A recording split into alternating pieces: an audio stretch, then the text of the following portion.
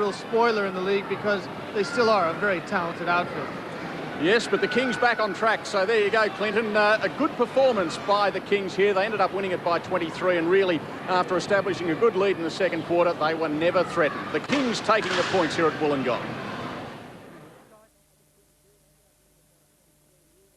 Yes, thank you very much, Mike. Mike McCann and Bob Turner there at the Wollongong Entertainment Centre. And if you're a basketball tipster, you just can't get a form line on the Sydney Kings, can you? What an outstanding win. They've got a big game coming up tonight against the Perth Wildcats, and you can see that match tomorrow morning from 9:30 as the NBL on ABC continues. Our basketball continues in about 10 minutes' time with the women's game of the week, but we are still here watching the rain fall at the Hyatt Regency Resort at Coolum. Peter Thompson is alongside of me. Peter, that's the situation at the moment. It is great weather for ducks, but not much else is happening by way of golf here, unfortunately, for us. Play abandoned for the third day here today, the third round of competition, so that it'll become now a 54-hole tournament. And I guess, given the tight leaderboard, it's become a wide-open contest now. Well, it always was.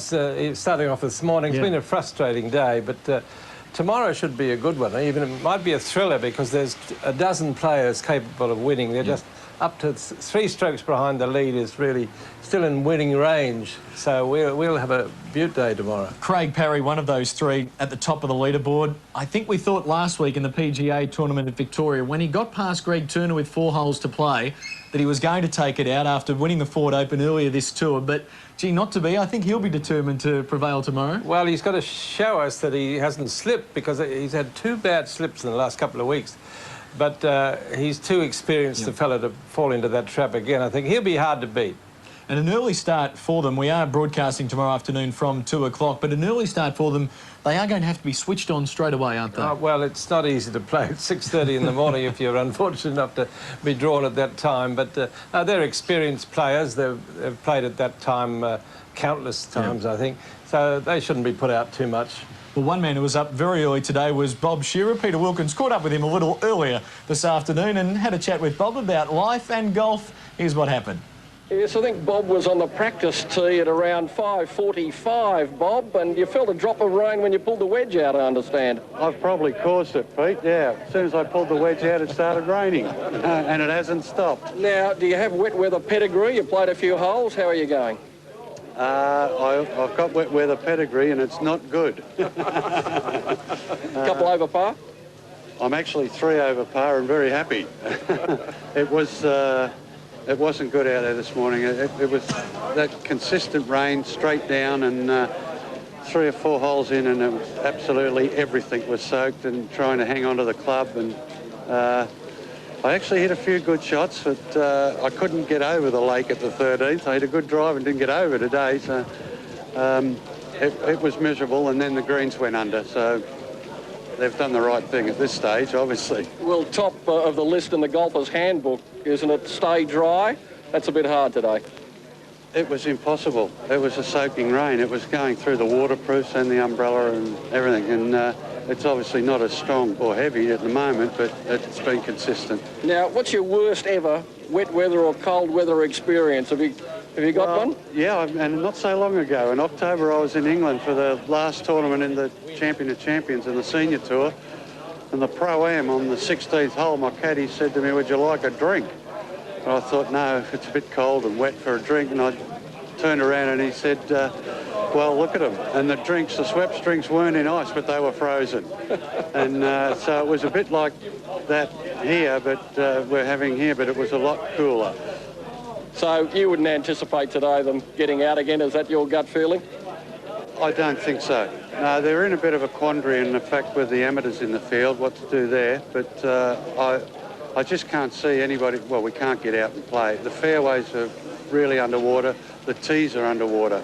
The 14th tee at 8 o'clock this morning had half an inch of water over it, and 3-iron par 3 for me, not good.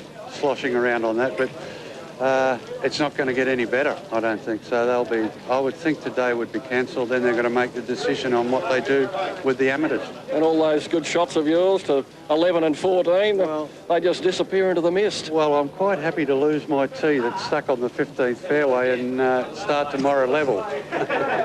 Bob Shearer, thanks very much. Now, we're going to take a wander here because I can see a couple of likely suspects. I had all sorts of lines for John Blackman, like, hey, you're playing on Saturday, or, you know, something to do with the duck. But, John, it doesn't seem as though you're going to play today. Oh, it doesn't look. I don't think the really heavy stuff's going to set in, at least for another hour or so. Glenn and I would actually like to take this opportunity to announce our engagement. We've actually been here for so long. But yes, Glenn Robbins, of course, from the panel. How are you, Glenn? As you can see, I didn't make the cut because I didn't realise I was going to be on television, but I haven't showered, I haven't shaved. But I have made the cut, and Glenn was looking forward to following me around to try and put me off my game today. I've turned up, you know, just with thongs on, so it's great that you put me on television looking like this. Hello, Mum. Seriously, though, you're both very keen golfers, today not included. Well, Lucas Parsons and I were sort of running about third, I think, on Second you're running? Oh, well, third, actually, because there's two other guys got to 20 under, so I was really looking forward to getting out there. First time I've ever been on a leaderboard, but I must congratulate Trevor Herden, Schweppes and everybody here at Hyatt Coolum. They've thought of everything. Just follow me. Just come over here. This is the sort of detail that they go to, ladies and gentlemen, on days like this. Just turn around, fellas. There we go. There we are. Now, they've thought of everything, just in case anybody falls into a bunker and can't get out there, swimming there. These guys are going to be there to try and get them out. I just think this is fantastic. Now, I hear you're pretty good on golfing jokes. That one aside, have you got one up your sleeve? Well, actually, I was on, is it the 14th, that one over the lake, Glenn? Yeah, and I was there just yesterday, and I've hit the ball into that lake a few times, so I thought I'm not going to waste a new ball, so I put down an old ball, right? I've teed up an old ball, and all of a sudden this voice comes from above. Use a new ball. No, I scoffed. The golfing god says. I say, okay, whatever the golfing god says, so I put a new ball onto the tee, and then the voice says, take a practice swing. So I took a practice swing. The voice comes down and says, use the old ball.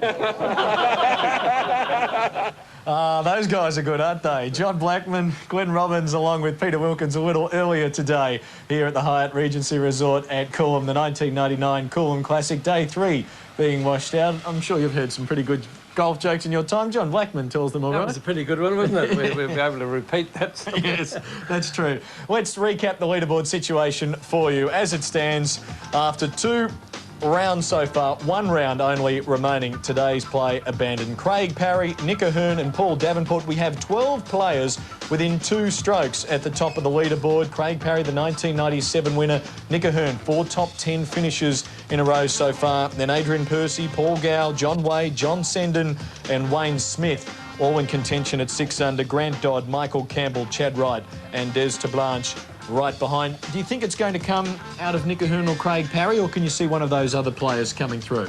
Well, I wouldn't bet on that. I think any of the top 10 can be a winner tomorrow. But it'll be interesting to see how Ahern does. He's been knocking at the door for the last 3 weeks or so, so it might be his turn.